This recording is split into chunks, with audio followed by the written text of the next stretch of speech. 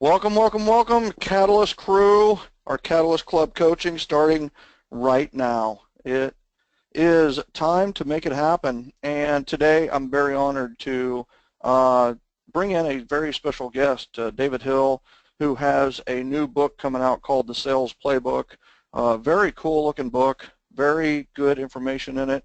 And he's kind of taken the best of the best out of the book. And here's what I noticed when he sent over the slides is that he left a lot of the best in the book. There's a lot of good in this book.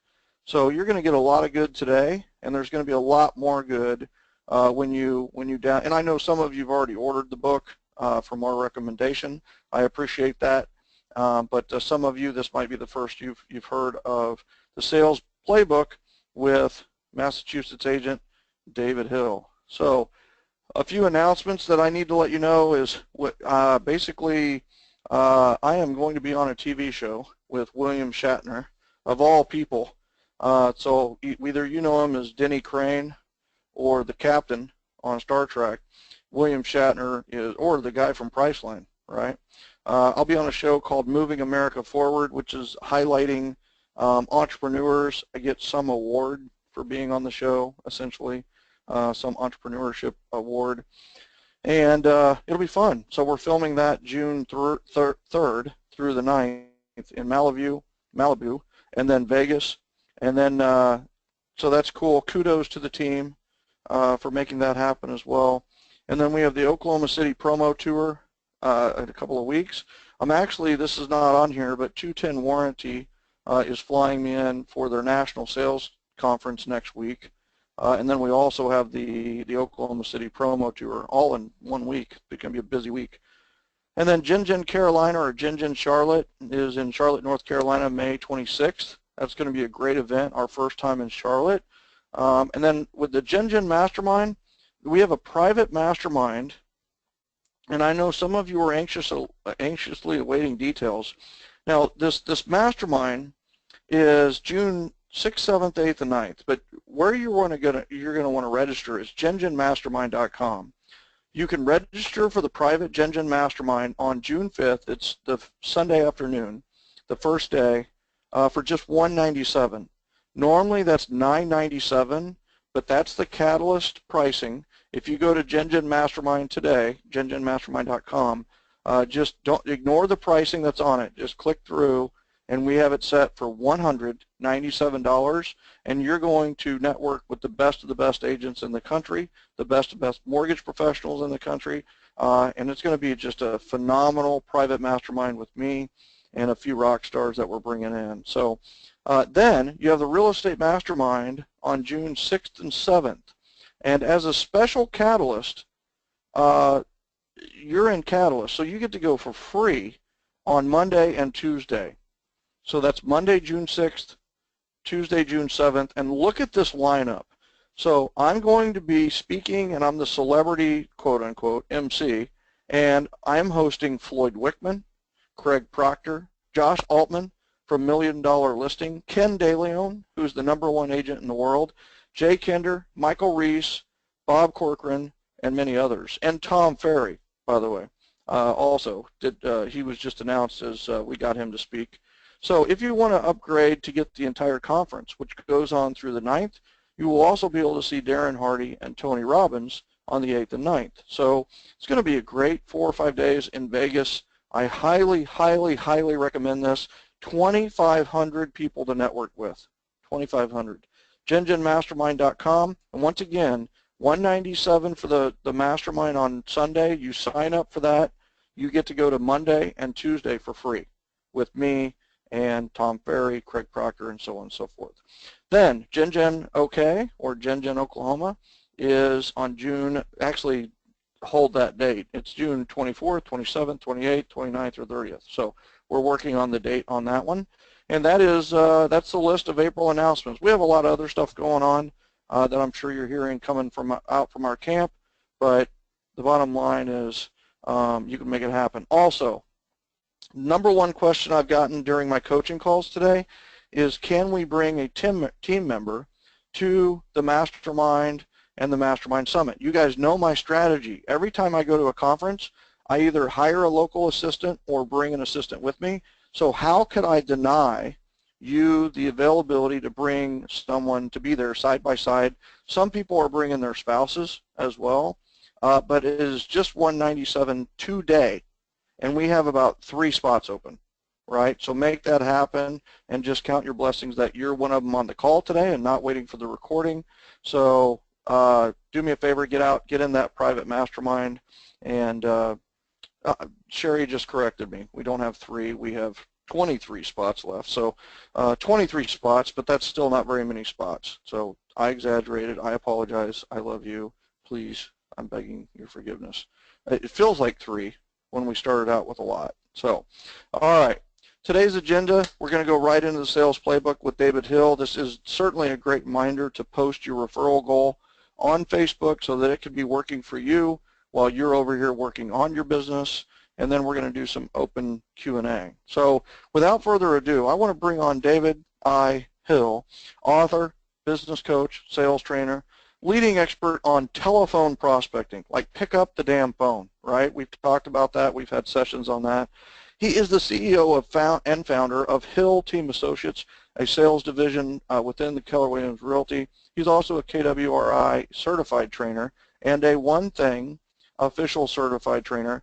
So I want to bring on my friend and author, new author, and soon to be a best-selling author, David Hill. David, how you doing, brother?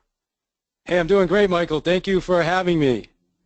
My pleasure. I'll tell you, first and foremost, I love the cover of your book. I love the title. I love the cover. First impressions are everything, and I just love how you handled it.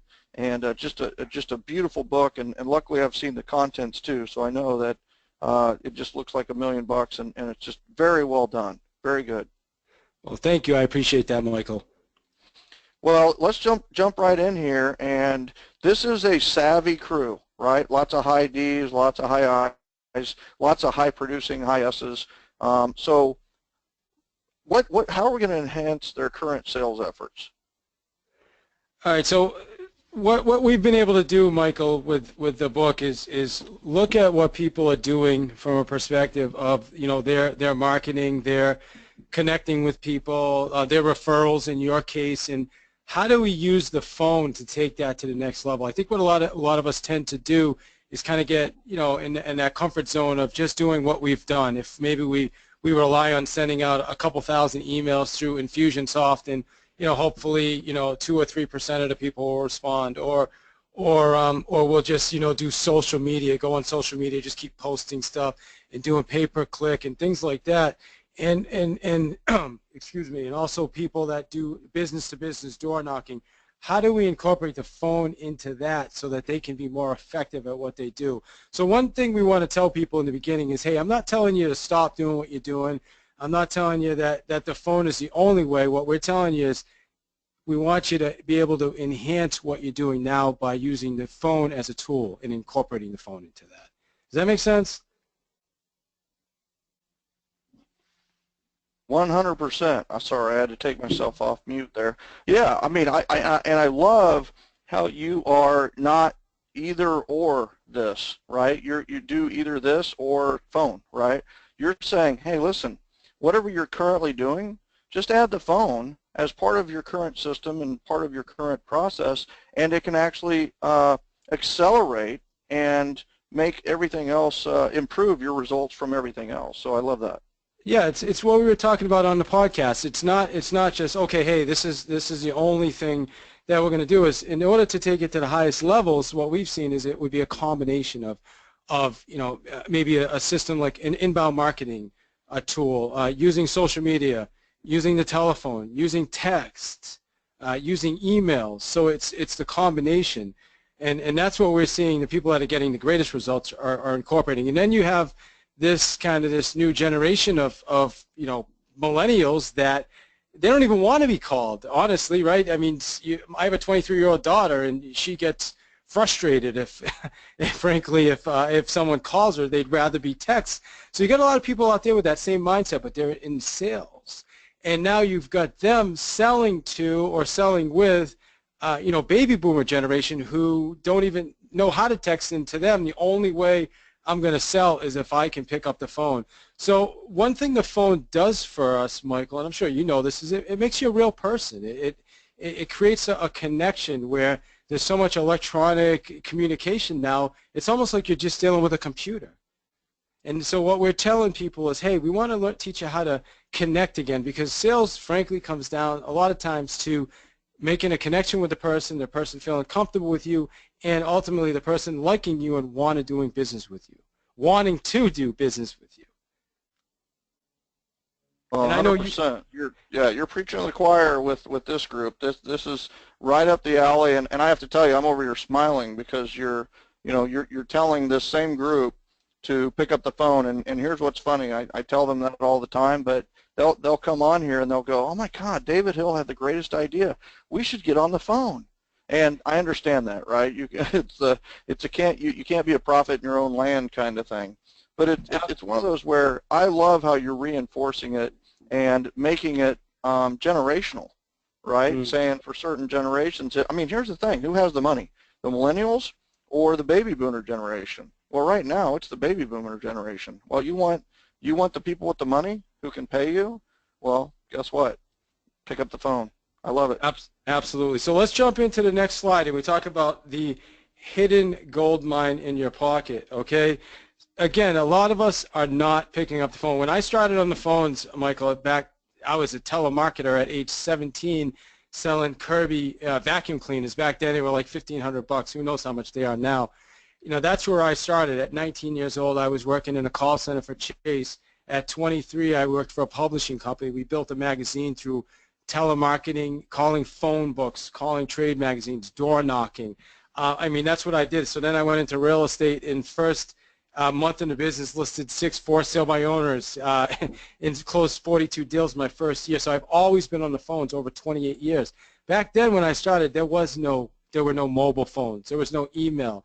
You know, so I have obviously had to adapt and evolve over the years like everybody else, but believe it or not, there are still people out there that are kind of stuck on, okay, this is the only way. This is the only way that I can do it. And beyond just the mindset thing, which we're going to talk a lot more about, you know, the advantage of using the phones are being more strategic, really understanding, learning about your prospect, learning about the person on the other end. So when you send an email, right, the person sees your email, either they look at it, a lot of times it just goes into a spam folder or they delete it. At least when you call somebody, now you get someone on the phone, you can have a conversation, you can answer their questions, you could deal with some of their objections if they have objections. It's a two-way dialogue. You know, I think that's one of the other huge benefits that comes from using the phone. And you may say, hey, you know what, this is somebody that I'm going to put in a long-term drip, like I know you guys are tremendous at that, Michael. Or, you know what, this is somebody that, honestly, I should just take off my list and they don't even warrant another phone call. So the phone is going to give us the tools so that we know who we should and who we should not be following up with. It's also going to create, like I said, a greater connection with our prospects, because frankly people buy from people they like and they trust. And it's very difficult now to create a connection with somebody through email, or it's amazing how many, you know, you go to these websites and before you know it, you're set up on an Infusionsoft system and you're getting all these emails with all these different links. And the only thing I'm trying to do now is figure out, okay, how do I opt out of this email that I get every single day? Yet when I get a phone call from somebody, then all of a sudden I've got a real person on the other end of the phone.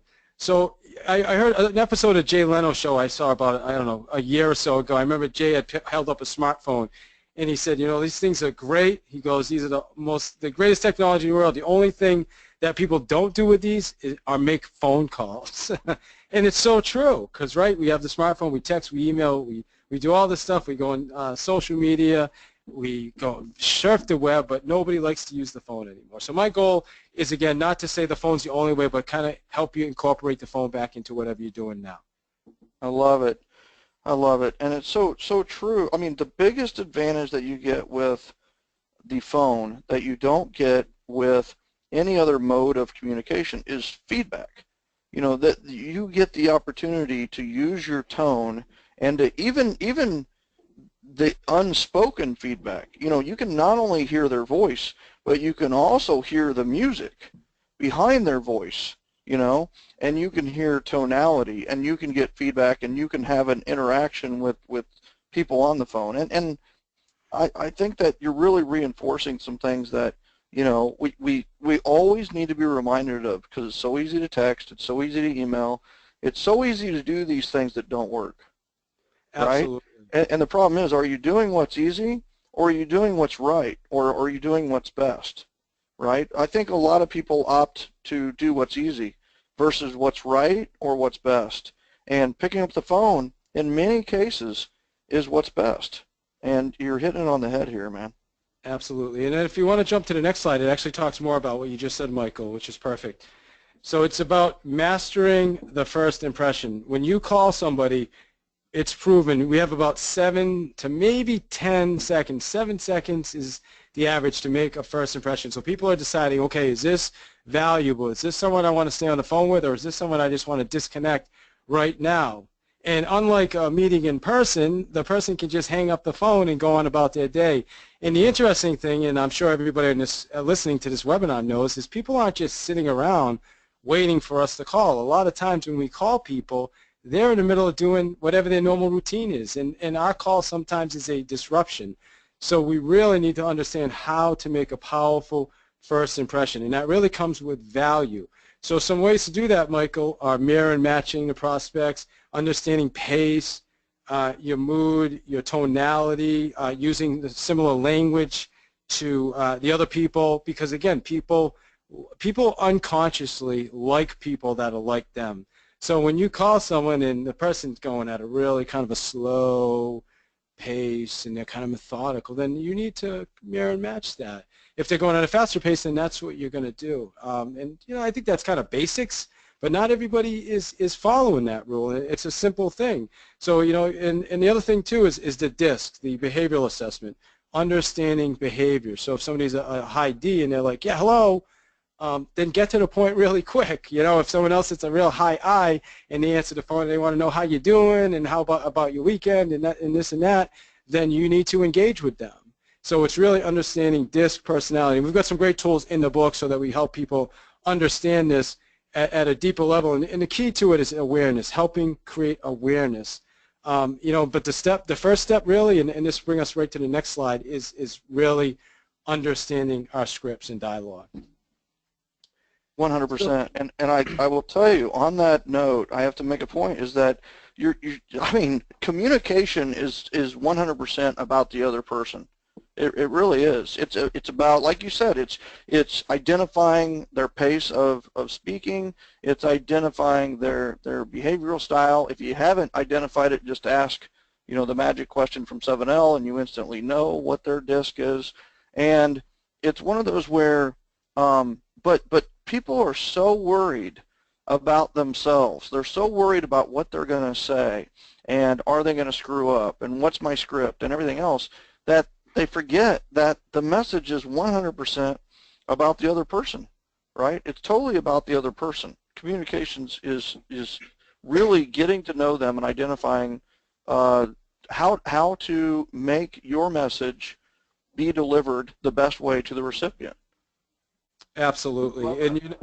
And the thing too is that's interesting, and we talk a lot more about the scripts and dialogue and how important that is in the book, but the reality is when we're fluid, when we understand our scripts, our value proposition, why we're calling, like what we bring to the table, so making it about the other person, then we can be present with the person. But if and have a real conversation. But if I'm so concerned with, wow, I really need to know what to say next, and I'm not sure what to say, then we're not present with the person, and it really makes it hard to not only just not ask the right questions and but you're not able to connect with the person.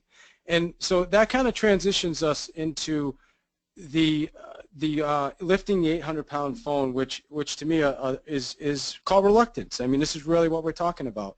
And there's really 5 types of call reluctance. I'm sure there's some other ones out there as well, but these are the 5 major ones that we focus on in the book. And the first one is the fear of rejection. And the fear of rejection is really, we're taking things personal. This is a huge one.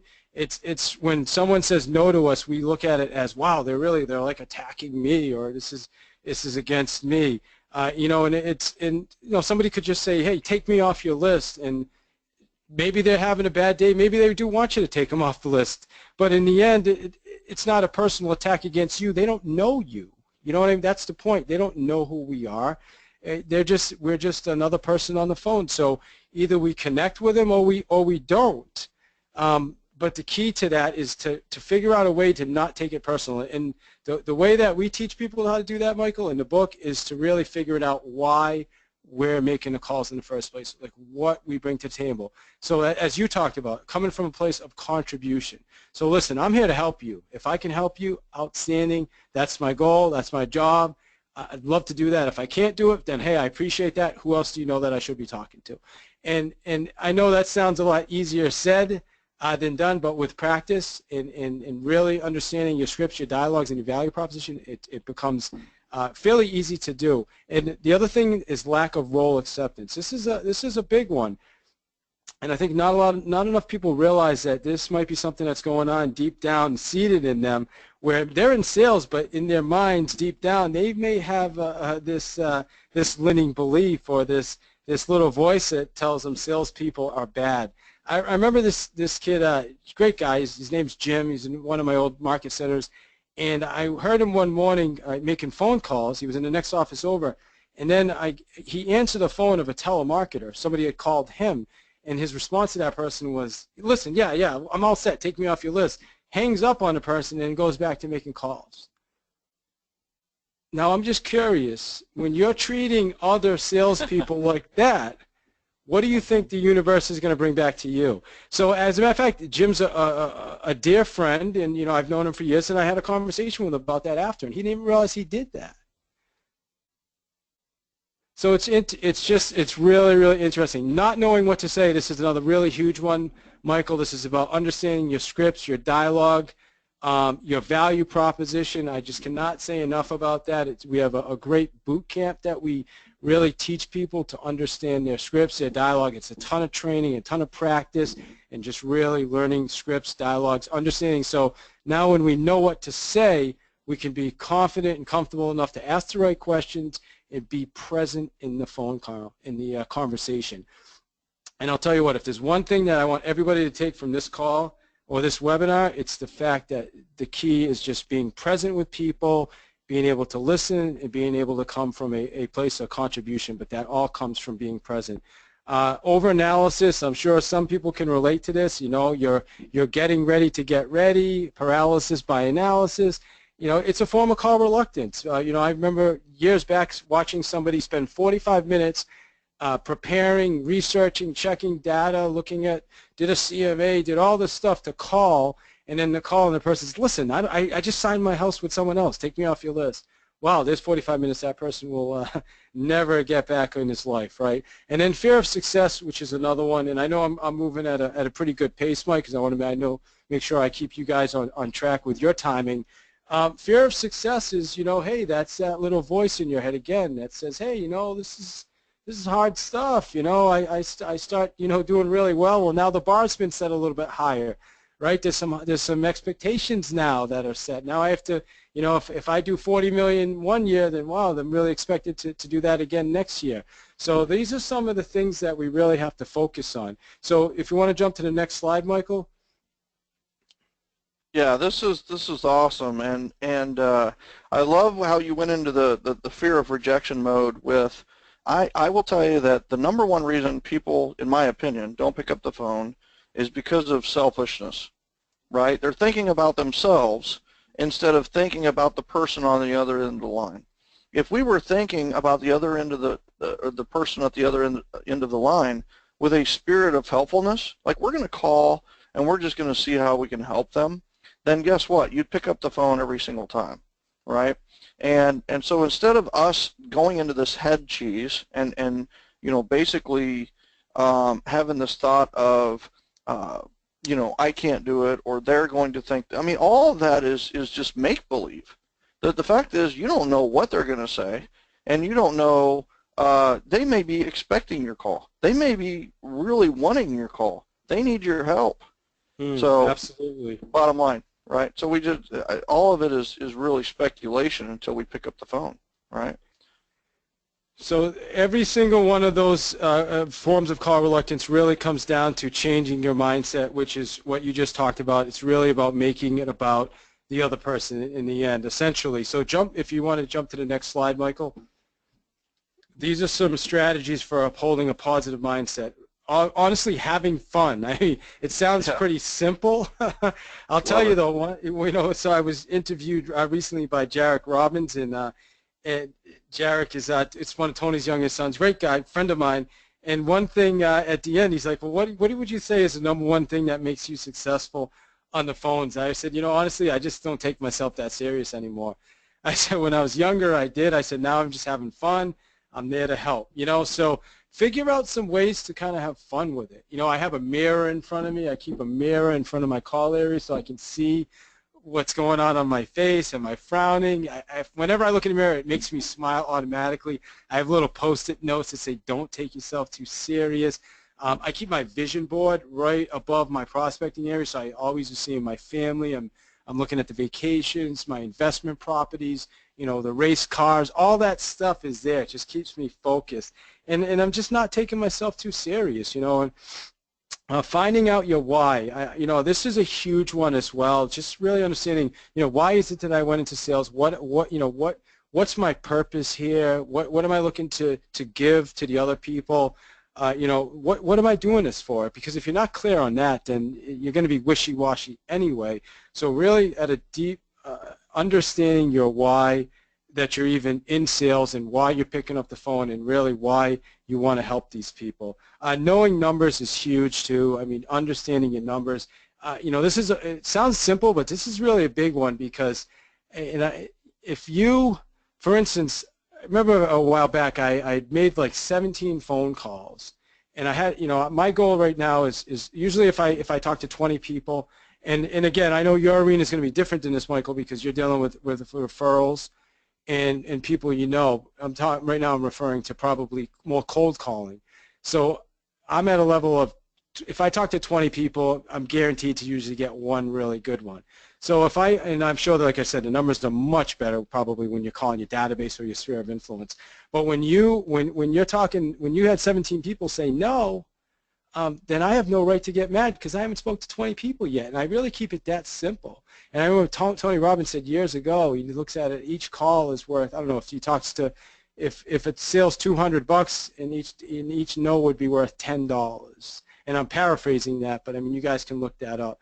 And then, like you said, Michael, coming from a point of contribution, coming from a place of, hey, you know what, I'm really looking just to help this person, and that's it. And if that's authentic, and if that's sincerely why you're doing what you're doing, people are going to sense that, and you're going to be more effective. Yeah, love it. Great 4 things. And I'll tell you a couple points I want to really harness on, or just kind of dive deeper into, is one, he has a mirror on his desk that has a smile on it, right? Smile, don't take yourself too seriously. He also has his vision board, or his vision picture, above his phone, like where he's making the calls. Like, he knows that if he makes 200 calls, he's one step closer to the boat, or the car, or the vacation, or the what he wants in life, right? And having fun. He's enjoying it, and he knows that maybe isn't as fun doing this, but he knows that if he does it, he's going to have even more fun later, rather than not having any fun. So I love this. Great breakdown. The other thing too is I have fun, Michael, with the challenge of it sometimes, because I'm really competitive, and I love a challenge. So sometimes when people can be really, really difficult, I have fun just converting him and making him a believer, and I really love that part of it as well. So the next one is the fortune is in the follow-up, and I'll tell you, when I first wrote this book, this started about 1.5 years ago. I thought, you know what, I'm a master prospector on the phones, and that's why I'm super successful. And I started writing this book, and from doing the research and writing the book and all the interviews and everything we did, I realized that about 70% of my business was actually coming as a result of follow-up, not the initial call. And I know you guys have got some tremendous systems for this. And interestingly enough, this is what had occurred to me, and I was like, wow, you know, and so anyway, that was one of my big takeaways from writing this book, was that about 70% of my business does come as a result of follow-up, and that's in almost every industry, because we interviewed the insurance industry, mortgage industry. A friend of mine does security systems. Everybody I talked to said about the same thing. About 70% of their business was coming from follow-up. So the key is to have the right systems in place. So now when you follow up, again, we talked about the DISC earlier. We're not going to spend a ton of time on a DISC. The book goes fairly deep into the DISC, but sir, I would tell people to go out and take yourself a DISC assessment if you really want to learn it at a great deep level. Taking great notes is amazing, so that when you follow up with someone, you can show them that you care by remembering things they talked about last time. Like there was a gentleman that, remember, he was driving his son to college at UMass Amherst, and he said, listen, I'm in the car, I'm taking my son to college, and I just don't have time right now, but why don't you give me a call back next week? So I made that little simple note. Next week when I called him, the first thing I asked was, hey, how was the ride to UMass? Instantly the guy opened up to me, and we created a connection and ended up turning into a sale. So taking great notes, just have a system. That's the key. Have a system. Whether your system is on a CRM system online, or whether you're an old school and you use a the old notebook and whatever, have some type of a system in place so that you don't have to put everything in memory. And I have a process that my team understands, and everybody I work with. It's called never close a contact, meaning if somebody's in my system, there's always something else prepared. Meaning if I have a conversation with somebody, I always schedule another phone conversation. All right. If there's nothing in the system, if there's no follow-up, then what's the point of them even being in the system? It's just like a dead lead. So we talk a lot more about that in the book as well. So I don't know, how are we doing for time, Michael? Oh, we're doing good. We're doing good. We're at 2:32. Need to be done in 13 minutes or so. And here's the thing. I mean, I'll tell you, this is aha after. There's 4 ahas here. I mean, the fortune is truly in the follow-up, and it's one of those. So first of all, DISC. If you, as a Catalyst Club member, have not taken your DISC, you can take it for free with us. We have a lifetime unlimited plan with Dr. Michael Abelson, which is, I wrote my master's thesis on DISC. So in my opinion, Dr. Abelson has the best DISC plan out there. And you can take it for free. Just email support@joingengen.com or any of the emails you have for us. We will do that test for you. Here's another thing, Catalyst Club members, is when you're looking to hire someone, if you want us to provide the DISC for you, just give us their email. We'll send them the information on the DISC, and then we will send you the results from the DISC, 42-page report. So that is a huge benefit of your Catalyst Club membership. So do that. I would recommend you everybody here, take your own DISC. And then taking great notes, David, I mean, it's just like,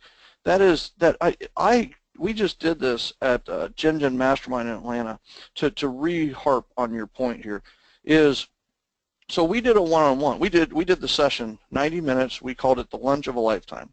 So we actually had them do a one-on-one with me coaching from the side. So we had like 150 people in 75 pairs doing one-on-ones in the room. And what's funny is, as loud as it was, they could still completely and only hear each other, because they were so focused. And it was one of those where halfway through I go, okay, how do we know? Oh, by the way, how many of you were taking notes? 4 people out of 150 were taking notes. And I said, okay, before we even go to the next step, out of those 4, I want to talk to your partner, right? Okay, who are the 4 partners to those people taking notes? When they're taking notes, how do you feel? And they said special, important, awesome, like they're going to remember this, like our conversation is important. And it's like, okay, the other person is going to feel great when you're taking notes, and you're going to remember it. I mean, even the photographic memory forgets things. So taking great notes is just a, and then of course systematizing your follow-up is critical and key.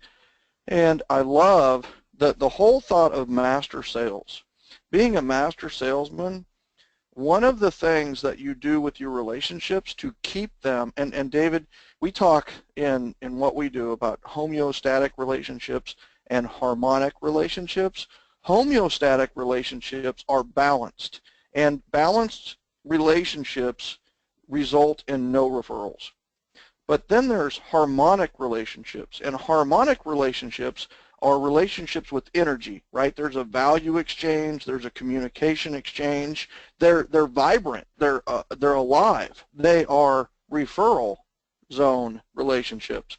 Well, the way to keep people in the referral zone, in the harmonic relationship, is to never close a contact.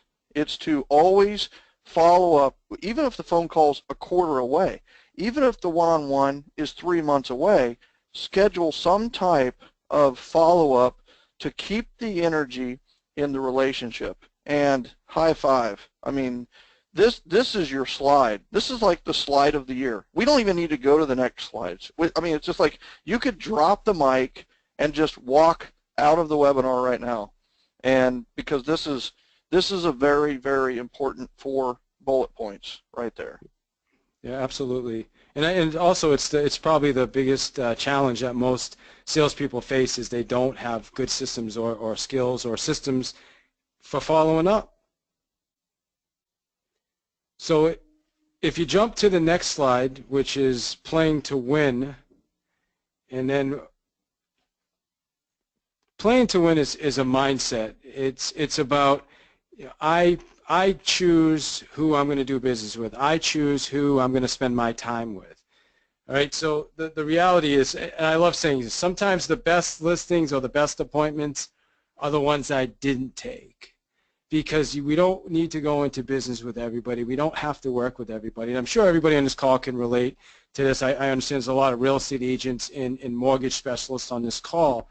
And you know, have you ever worked with one of those sellers where you know it's just kind of, you know it's never going to pan out, but you're just kind of hoping someday they'll reduce the price, and you know it's a drag, and you have to call them, and you have to do all this stuff, and you just know it's not going to pan out. Or the same thing like with that buyer that you've shown, you know, 40 homes, and you know when they call, you like cringe because you don't even want to take them out again, but you're like, you know what, it's going to work out this weekend. It will be the weekend, and it doesn't. So to me, playing to win would be about okay, let's end this relationship now. Let's focus on someone else that's a higher and better use of our time. And the other challenge with that is the people, you know, people can suck the energy and the life out of you, frankly. So this is also the second part of this is pre-qualifying. So making a decision beforehand, is this somebody that I choose to go into business with, so that I don't even get myself in that situation. You know, same thing, honestly, just we pick and choose. We decide who we're going to be in business with. We decide who's going to take our time, because if I'm spending time with somebody that's unreasonable and it's never going to pan out, what I'm doing is I'm taking time away from other people that are reasonable and are going to pan out, and I'm taking time away from my family, and I refuse to do that. Another great slide. The difference between an average producer and a top producer is how quickly the top producer qualifies. Those that qualify quicker are typically top producers. They know instantly who they're working with is going to pan out or not by simply asking a series of questions. And the average producer or low producer can very rapidly become an unpaid tour guide of your city. And the power here is, do you have these qualifying questions? And if so, are they written? Are they documented? Are they to a point where you ask them every time? And or are they a point where someone else could ask? I mean, honestly, the qualifying should be done by something or someone else, but either a website or a person who qualifies before they even take any of your time. In my opinion, the qualifying should be done through the software system or a person. And then once they're qualified, once they get through the filter, then you deliver all of your focus on those that make it through the filter. So this is another that is playing to win in a nutshell. Great slide. Great stuff. Thank you, man. And then just in closing, I mean, so the goal of the book is first off to create your value proposition. Figure out, okay, again, why am I even selling in the first place? What value do I bring to the table? So when someone like a high D, for instance, says, why should I hire you? You have a really quick, concise answer to that question, and you understand it, and it comes from the heart. And then, you know, learning your scripts and dialogues, really learning our scripts and dialogues so we know what to say, because when you know what to say without having to think about it, then we can be present with the people on the other end of the phone. Or whether, even if you're sitting across from somebody, it makes no difference. The other thing is systems. We want to help you put the right systems in place so that you can take advantage of the follow-up, because again, 70% of our business is coming as a result of follow-up, and then we want to put together a really strong pre-qualification process for you so that you're not wasting time with the unmotivated, unreasonable, and then finally creating an amazing customer experience so that we're getting repeat and referral business, because ultimately that's what it's all about. And I know Michael's the expert on that. Well, one of them, right? So that's awesome. So David, let me ask you this, what made you decide to write the book, right? That's always kind of a curiosity question is, you know, there's a lot of books on sales. What made you decide, you know what, I'm gonna fill this niche in the market, or I'm gonna do this just to get this out of my head, or what, you know, what kind of motivated you to make it happen? Yeah, I appreciate the question. You know, it just occurred to me, I'm a trainer for the One Thing book by Gary Keller and Dre Papasan, and reading the book the first time, there was a part in the book that says if you don't know what your one thing is, it's to figure out what your one thing is. And that question really, or that comment really just hit me. And I always remember that night I went to bed and I woke up at 3 in the morning. It was clear as day. I just realized, wow, the phone is my one thing. I've been on the phones my whole life since 17 years old. And then it just kind of occurred to me. And I says, you know what, this is what I'm really good at. You know, everybody that I've brought into the business, I've trained them to become really, really effective. I run a boot camp. I owned a prospecting company for a couple years. So my whole life has been about the phone. So that it just occurred to me that that's what I needed to write a book on. I love it. And then how do they get the book? I know that it just came available last week. How do they make it happen? The salesplaybook.net is a landing page. You can go there and just click the link, or you can just simply go to Amazon.com and search books, search the Sales Playbook. It'll come up. It's right now it's available. I want to say it's under $17.90 and change or something like that. So it's available. I'd love the opportunity to you know, hear your feedback on it. If you do get the book, please share your feedback with me. Send me a review. Do a review on Amazon. Whatever I can do to help. Whatever I can do to help here. Awesome, awesome. Well, let's check some questions from the Catalyst members, and I appreciate you hanging out for a little bit and answering those. Do you have a couple of minutes? Oh, absolutely. Yeah. All right. And so Maggie Painich is going to post on your Facebook page. She says hello, and she's from Worcester originally. Oh, wow. So she knows you. Cool. Awesome. And then Claire Autry just asked, okay, what is a one-on-one? A one-on-one is simply you with a potential referral partner, one-on-one lunch, or just a one-on-one coffee where you're just building the relationship. So good question there. Can you give examples of what you would include in a follow-up system? That's a good question. So Andrew Michael has that question. So what would you say, David? Like, what would you make sure that you included in a follow-up system? And you are a master follow-up person as well. Yeah, definitely. So we use at Keller Williams we have what's called the 33 Touch. So our goal is to follow up, put people in the Touch program. One of the things that we're using a lot now is called Market Snapshot, at least in the real estate industry. What it does is it's a great tool that sends people information about their neighborhood. So and we can determine if it goes out every 2 weeks, it could go out once a month, it could go out once a quarter, it could go out every 6 months. So that's a great follow-up because it's something of value. It's something that people would like to, you know, to get and to, again, it brings them value, okay? I'm trying to think of another example of follow-up. Information on the market. Yeah, David, depends on what you're selling. Yeah, let me make a point on Market Snapshot because I truly believe it's one of the best follow-up tools out there for realtors or mortgage professionals. It's made by Top Producer. I'm a I'm a you know I'm not a raving fan for Top Producer, but I don't hate it either. But it's one of those where the snapshot Market Snapshot tool is a phenomenal add-on that you can actually get as an add-on. You don't have to have Top Producer to get it. And I'll tell you what's great about it versus like a lot of people are sending like market reports through their drip campaigns. But here's the difference, right, is that they didn't request that market report.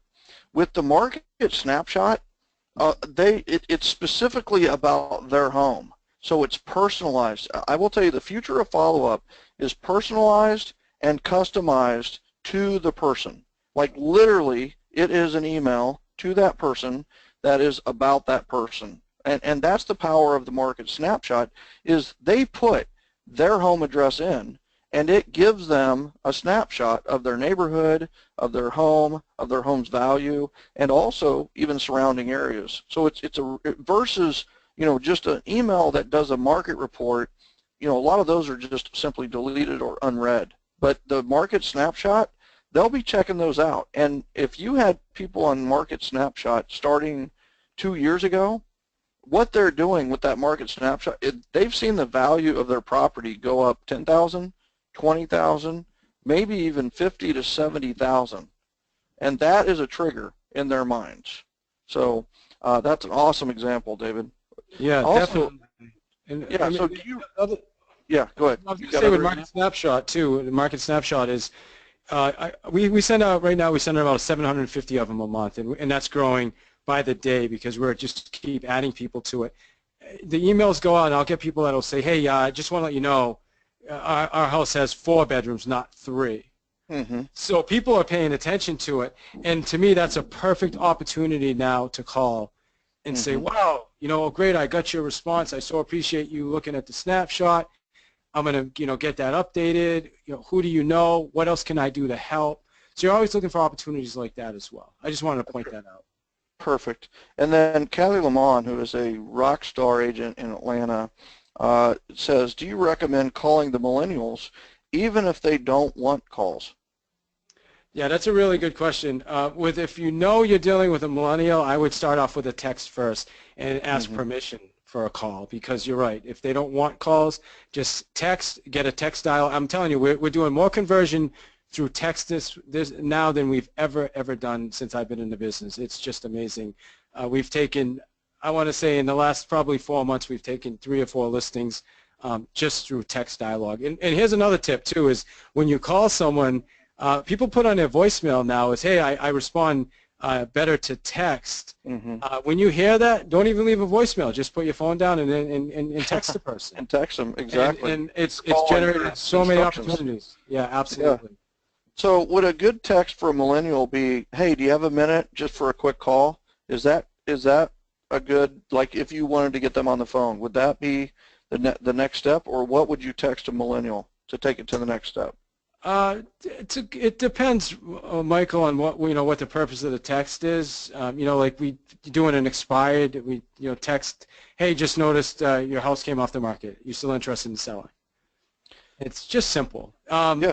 Sometimes if let's say you don't know the person, but you're trying to get them to respond via text, you just text, is this John Smith?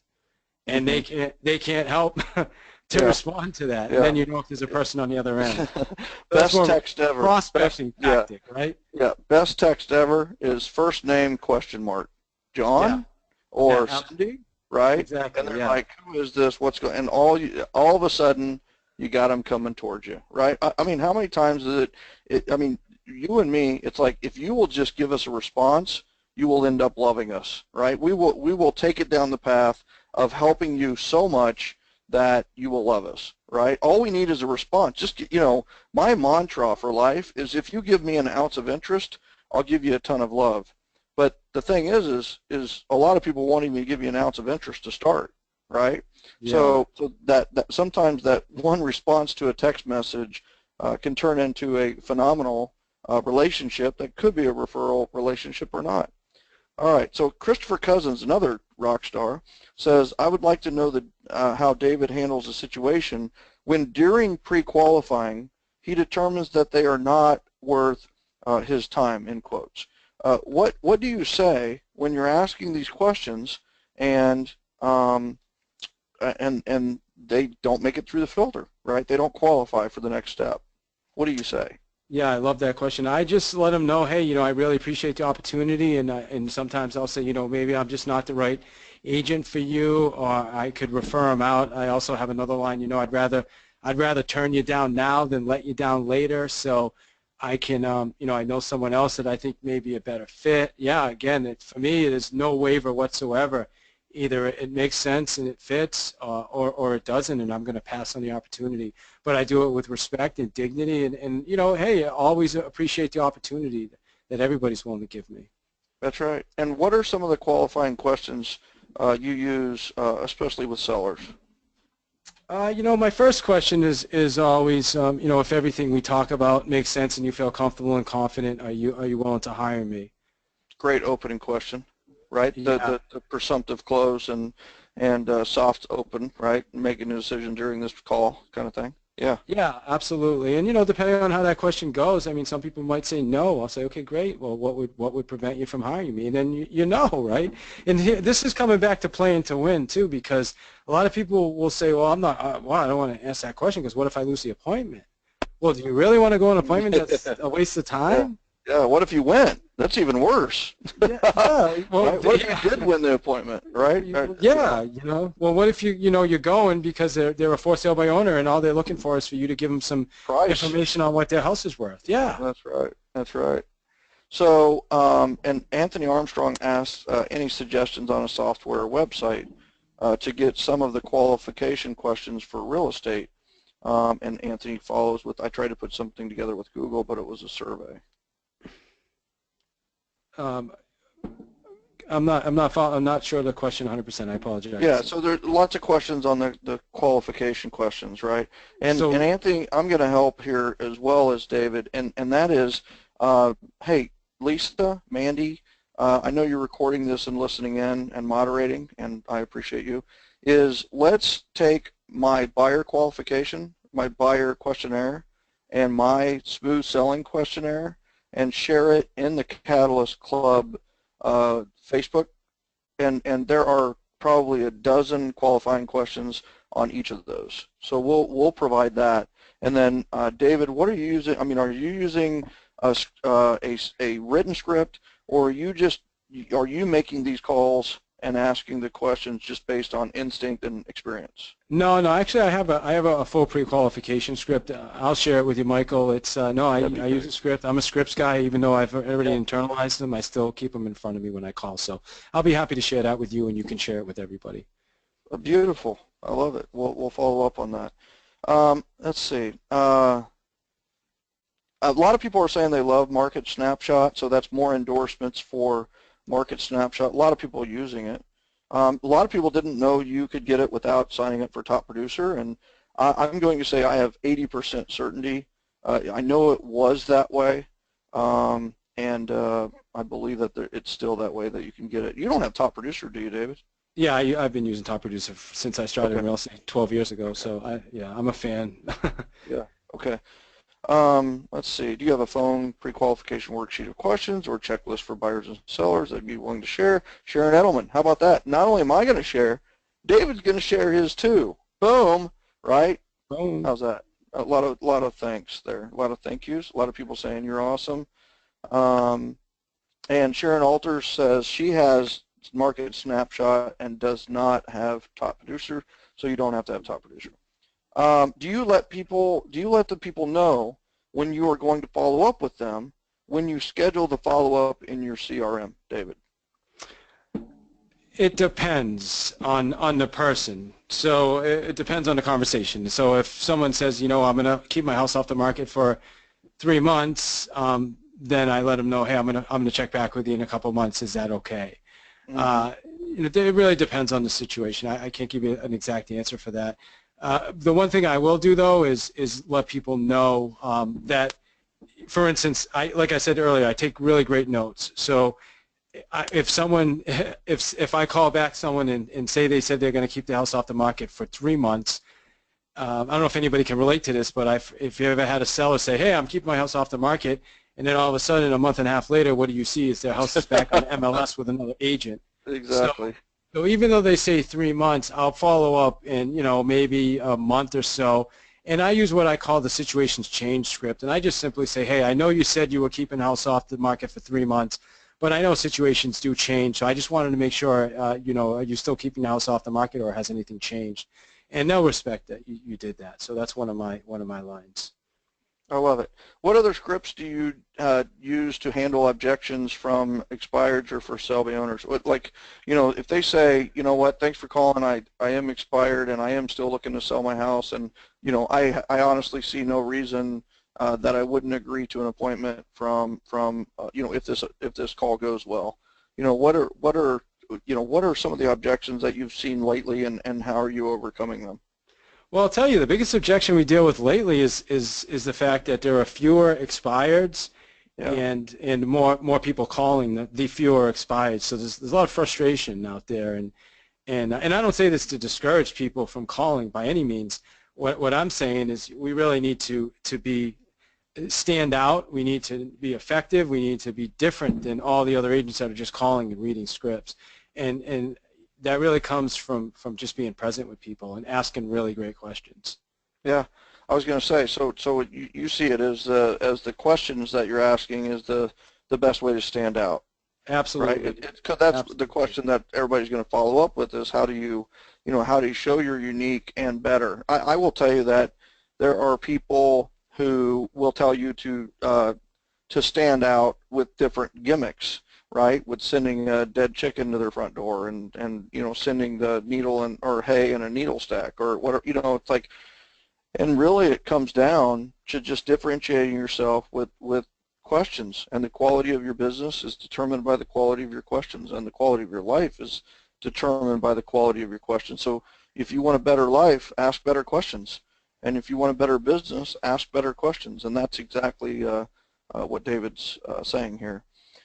David, how about like final comments for our Catalyst Club members who are, they're all really busy. If there's something I learned from the coaching calls today and in talking to some of the Catalyst members that I talk to around the country is, they seem to be pretty busy, right? They'd like to do more production.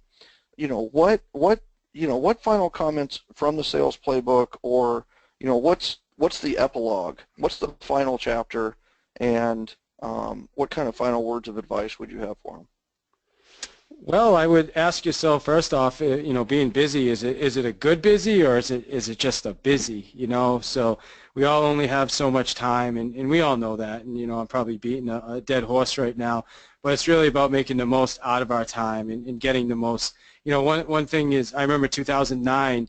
I was working. We had, I think we closed 96 transactions that year, and I was working 75, 80 hours a week. I was like hating real estate, and then I hired my first business coach, and the next year I remember we had done about 92 transactions, a little bit less transactions, but I had moved my schedule down to like 45 hours a week, and that was so, oh my God, liberating for me. And so to me it's really just about really making the most out of our time and our decisions, and I would say that's it. I mean, and being authentic. I know that's more than one thing, but being authentic with people is key, and people sense that. I mean, I've had people say to me, "Wow, you're just different." I've had 10 agents call me today, but you're different than the other agents, and a lot of times I'll get the business, and so I know that's a couple things. I hope that helps. You're always giving more than you're asked for, man. You're always giving more. You just keep giving and I love giving. it, my friend. I love it. So, Yeah. anything I can do to help. I mean, if you pick up the sales playbook, there's a ton of great strategies and tools in there, and I'm really here. My email address is on there if anybody wants to email me if you have questions. I respond to all my emails. I respond to my social media posts, whatever I can do to help. I love it. Well, David, I certainly appreciate you, and I appreciate all of the wisdom that you've shared with us today. Thank you so much for being on. My pleasure. And for the rest of you Catalyst Club members, talk about a ton of value. You got a ton of value on the webinar, but here's the other thing. We're going to provide a ton of follow-up value with the buyer questionnaire, the Merit Team, Kansas City Home Team buyer questionnaire, our smooth selling questionnaire. David's going to send over his pre-qualification sheet. We're also going to share the podcast that David and I did where I turn the tables on the interviewer and have a lot of fun with him on his podcast. And here's the deal. Go out to the salesplaybook.net or do an Amazon search for the Sales Playbook. Here's the thing, is go get the book. I mean, even if you never read it, give, it's 17, 18 bucks. If you feel like David gave more than 20 bucks of value in this call, then buy the book, right? And if you don't read it, give it to someone as a friend or as a gift. That could be a friend or a colleague or a referral partner. But the bottom line is go out to salesplaybook.net or to Amazon, look up the Sales Playbook by David I. Hill. And hey, Catalyst Club members, go out, be a catalyst, make a difference. You are a catalyst, whether you like it or not. Make a difference for good, make it happen. Remember, you're the best, and we'll see you in a couple of weeks on the Catalyst Club call. I appreciate you so much. Go make it happen. Do it now.